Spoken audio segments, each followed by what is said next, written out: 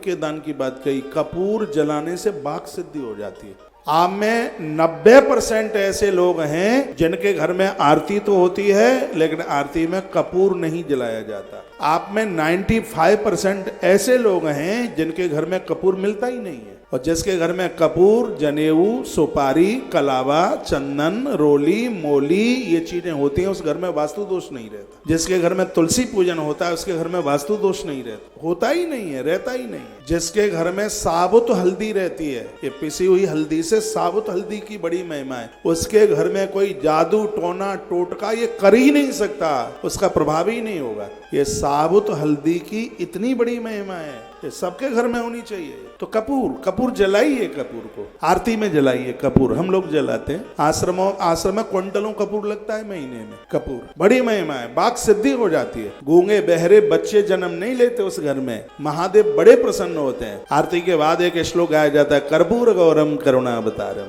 शंकर बड़े प्रसन्न होते हैं। जब महादेव का विवाह हो रहा था तब नारायण ने इस श्लोक बोला था।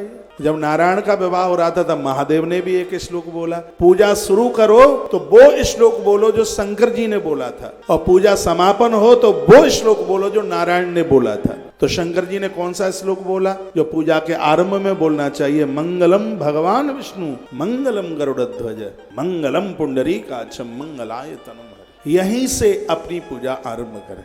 लोग कहते हैं कि पूजा कब से शुरू करें? मैं कहूंगा अभी से। एक श्लोक है, तदैव लग्नम सुदिनम तदेव।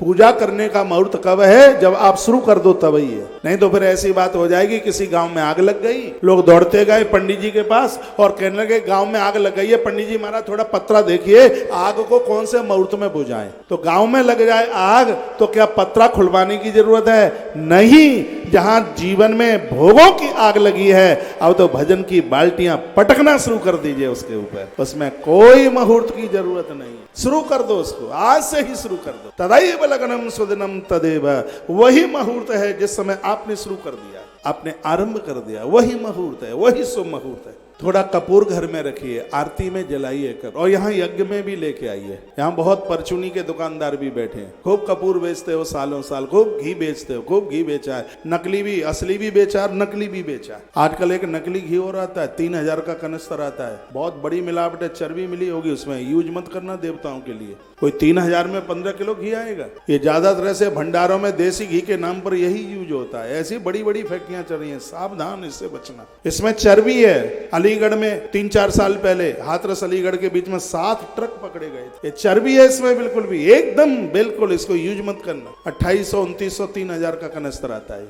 अरे भैया गैया का घी तो 3000 रुपया किलो आता है। 30 लीटर दूध में 1 किलो घी निकलता है गौ माता का।